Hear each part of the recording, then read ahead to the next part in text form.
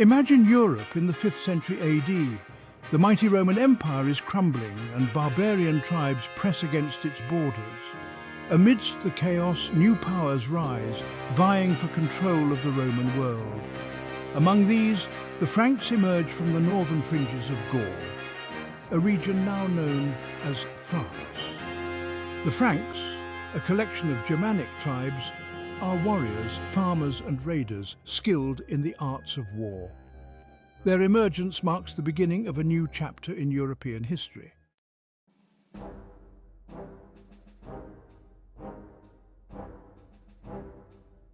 The Merovingian dynasty, named after the semi-legendary Merovech, rose to prominence amidst the chaos of the 5th century. Clovis, the grandson of Merovech, emerged as the dynasty's true founder, a ruthless and ambitious ruler.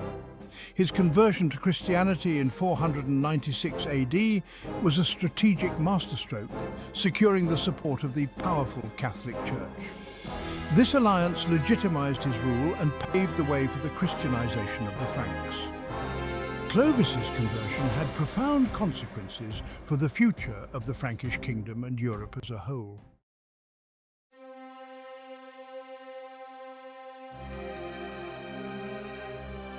The Merovingians were the founders of a kingdom that would evolve into France, a major power in Europe. They laid the groundwork for feudalism and saw the spread of Christianity throughout Gaul. Their story is one of ambition, power, and the fickle hand of fate. The Merovingian dynasty experienced internal strife, power struggles, and ultimately decline. Understanding the Merovingians is to understand a pivotal period in European history.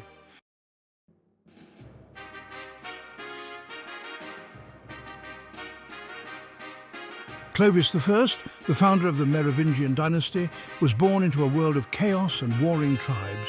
He possessed a keen strategic mind, recognizing that brute force alone would not secure his legacy. Clovis's conversion to Christianity in 496 AD was a pivotal moment in European history. By embracing Christianity, Clovis gained a powerful ally in the Catholic Church, bringing legitimacy and support. This strategic conversion had profound consequences for the future of the Merovingian dynasty and Western Europe.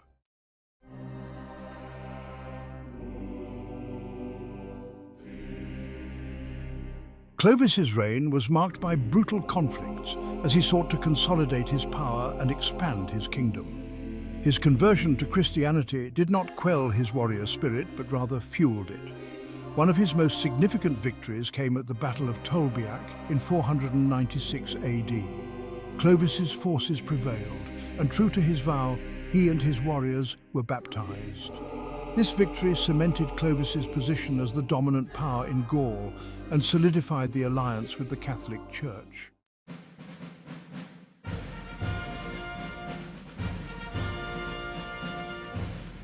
With the support of the Church and the loyalty of his warriors, Clovis embarked on a series of campaigns to unite Gaul.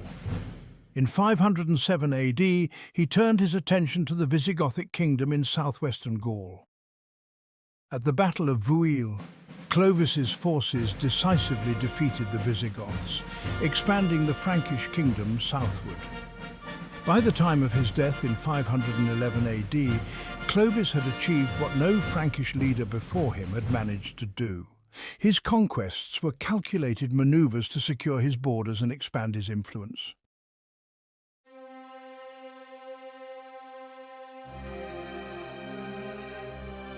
Clovis I, the warrior king who united the Franks and embraced Christianity, left an indelible mark on history. He founded a dynasty that would rule over the Franks for centuries, laying the groundwork for what would become France. His conversion to Christianity shaped the religious and political landscape of Western Europe. Clovis's reign marked the beginning of a new era in Western Europe. The Merovingian dynasty, forged in conquest and conversion, played a pivotal role in shaping European history.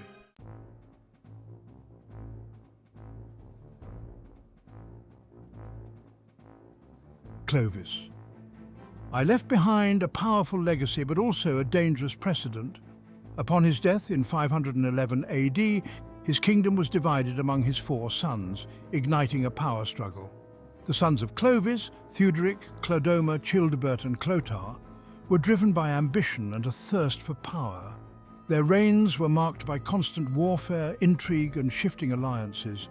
This period of division and discord weakened the central authority of the king and created opportunities for ambitious nobles.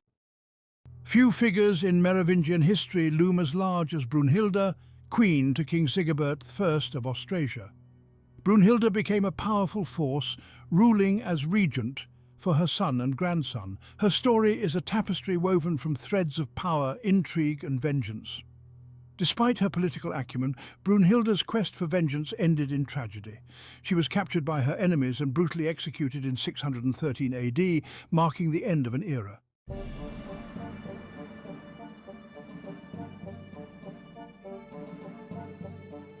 As the Merovingian kings became preoccupied with internal power struggles, the mayor of the palace emerged in Frankish politics.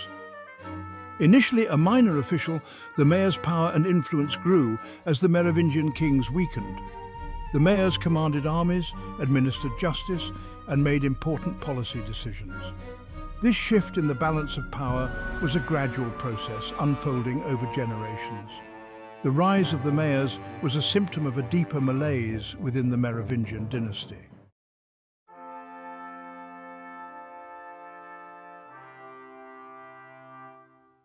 Amidst the growing influence of the mayors and the decline of Merovingian power, there were brief periods of resurgence, moments when the dynasty's former glory flickered back to life.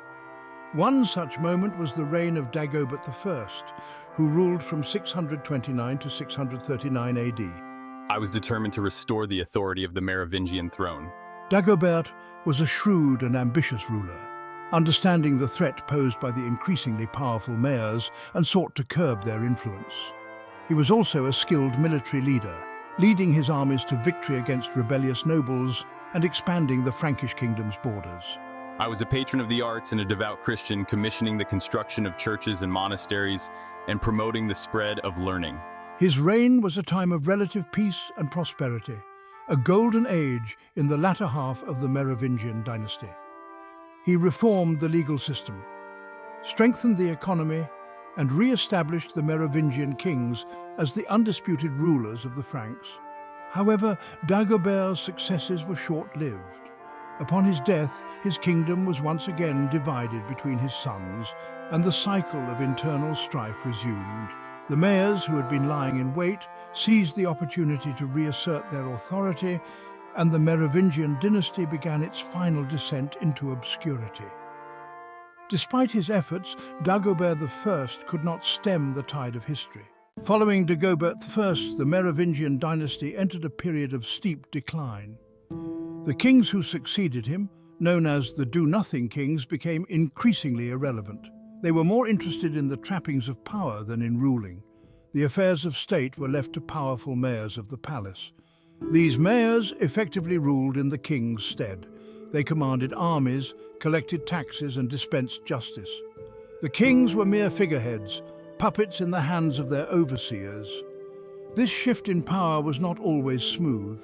Some kings tried to reassert their authority but faced resistance.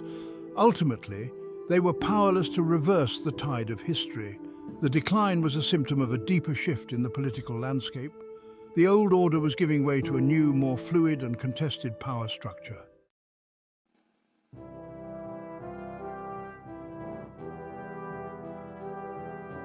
As the Merovingian kings faded, a new dynasty was ready to seize power.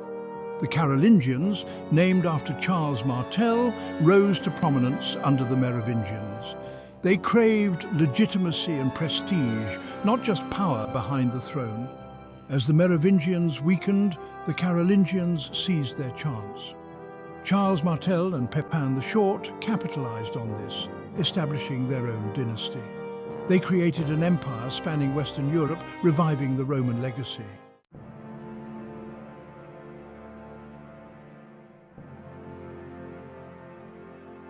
Charles Martel, the Hammer, stands out as a pivotal figure in the transition from Merovingian to Carolingian rule. As mayor of the palace, he was the true power behind the throne, a skilled military leader who rallied the Franks against both internal and external threats. His defining moment came at the Battle of Tours in 732 AD. The Islamic Umayyad Caliphate, having conquered much of North Africa and the Iberian Peninsula, was pushing north into the Frankish heartland. Charles, recognizing the existential threat posed by the Umayyad invasion, assembled a formidable army and met the Muslim forces near the town of Tours. The Battle of Tours was one of the most decisive battles in European history. Charles's victory halted the Umayyad advance into Europe, effectively establishing the Pyrenees Mountains as the southwestern border of the Christian world. This victory cemented Charles's reputation as a military genius and a savior of Christendom, earning him a place in history alongside the likes of Alexander the Great and Julius Caesar.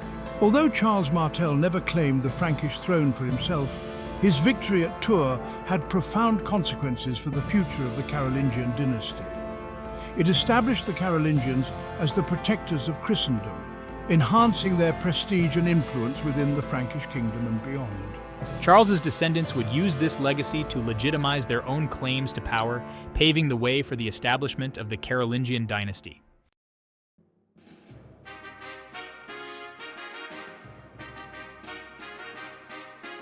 Pepin the Short, son of Charles Martel, inherited his father's ambition, military skill, and political acumen. Like his father, Pepin served as mayor of the palace, effectively ruling the Frankish kingdom in all but name. However, Pepin was not content to remain in the shadows of the Merovingian kings. He sought to legitimize his family's hold on power by formally deposing the Merovingians and claiming the Frankish throne for himself. In order to achieve this ambitious goal, Pepin needed to secure the support of the most powerful institution in Western Europe, the Catholic Church.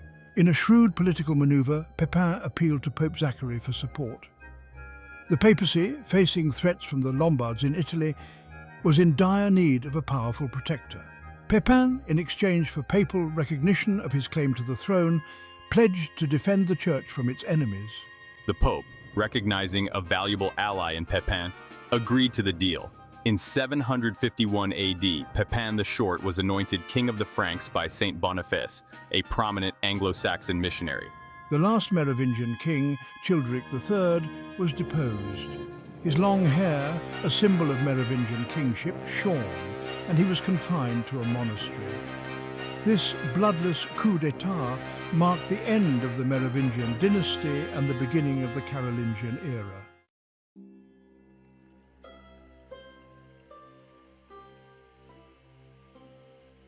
The Merovingian dynasty, once masters of Gaul, had come to an end not with a bang, but with a whimper. Their long hair, once a symbol of their power and authority, was shorn, and their dynasty consigned to the history books. Yet their impact on the course of European history should not be underestimated. The Merovingians laid the foundations for the Frankish kingdom, a kingdom that would evolve into France, one of the most important nations in Europe. They embraced Christianity, paving the way for the Christianization of much of Western Europe, and they established a dynasty that, while ultimately short-lived, would shape the political and social landscape of Western Europe for centuries to come. The Merovingian era was a time of great change and upheaval, a time of war, intrigue, and shifting alliances. It was a time when the old Roman order gave way to new kingdoms and new powers. The Merovingians, both through their successes and their failures, played a crucial role in shaping this new world. They may have faded from view, their dynasty replaced by the more successful Carolingians, but their legacy lived on, a testament to the enduring impact of even the most tumultuous of times.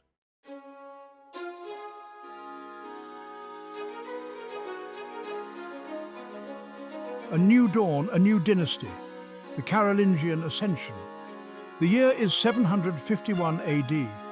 In their place, a new dynasty rose to power, the Carolingians. It was the culmination of decades of growing influence and ambition. Pepin, with the backing of the Frankish nobility and a cunning alliance with the papacy, saw his opportunity. With the Pope's support, Pepin the Short was anointed King of the Franks in 751 AD. The Consolidation of Power Pepin's pact with the papacy. Pepin the Short was a pragmatic ruler. He knew his power needed to be secured. The papacy faced challenges. The Lombards threatened Rome. Pepin saw an opportunity. He pledged to protect the Pope. The Pope legitimized Pepin's claim. Pepin became patrician of the Romans. This pact was a turning point. It forged a bond between military power and the church. Pepin launched campaigns against the Lombards. This enhanced the Carolingian dynasty's prestige.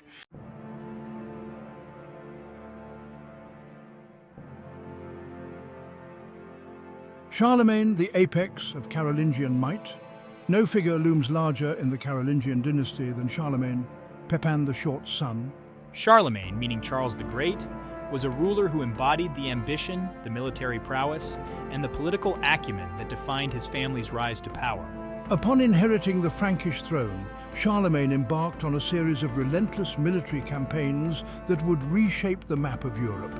He conquered the Lombards, finally subduing the threat to the papacy. He pushed eastward, subjugating the Saxons and incorporating them into the Frankish kingdom, spreading Christianity at the point of a sword. Charlemagne's reign was one of constant expansion and consolidation. He understood that true power lay not just in military might, but also in administration, law, and education. He established a system of counts and missi dominici, royal envoys, to govern his vast realm. He reformed the legal system and standardized weights and measures, fostering trade and economic growth. Charlemagne, a devout Christian, also understood the importance of the church in legitimizing his rule and unifying his diverse subjects.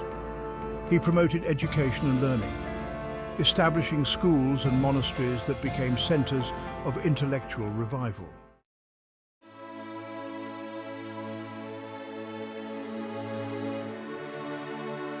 A legacy forged in iron and faith, the enduring impact of the Carolingians. On Christmas Day, in the year 800 AD, a momentous event took place in Rome. Charlemagne, the most powerful ruler in Western Europe, knelt before Pope Leo III in St. Peter's Basilica.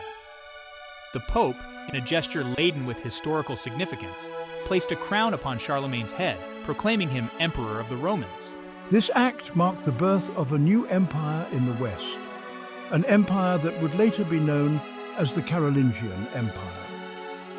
It was a deliberate evocation of the legacy of Rome, a symbol of Charlemagne's ambition and his vision of a united Christendom.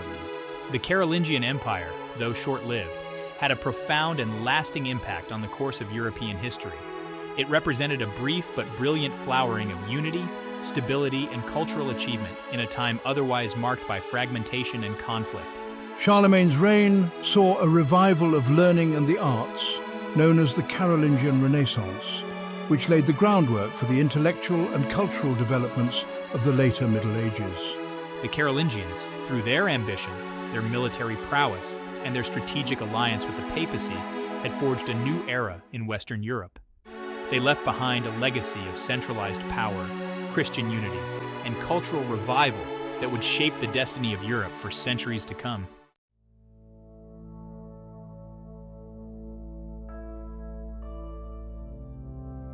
The threads of time, echoes of the Merovingians. The Merovingians might seem like a distant echo now, their world of long-haired kings and brutal power struggles lost to the mists of time. But history, like a great tapestry, is woven from countless threads, some bright, some dark, all interconnected. To dismiss the Merovingians as a mere footnote in the annals of time is to miss the subtle ways in which their legacy continues to resonate even today. Look around, and you'll see their mark on the very landscape of Europe. The seeds of modern France were sown in the fields of Gaul, watered by the blood and ambition of Clovis and his descendants. The Merovingians might not have achieved lasting unity, but they laid the groundwork for a powerful kingdom that would, in time, become a cornerstone of Western civilization. And what of their embrace of Christianity? That fateful decision, a blend of political strategy and genuine belief, had seismic consequences for the future of Europe. The Merovingians, through their patronage of the Church and their often brutal enforcement of Christian doctrine, helped to shape the religious landscape of Europe for centuries to come.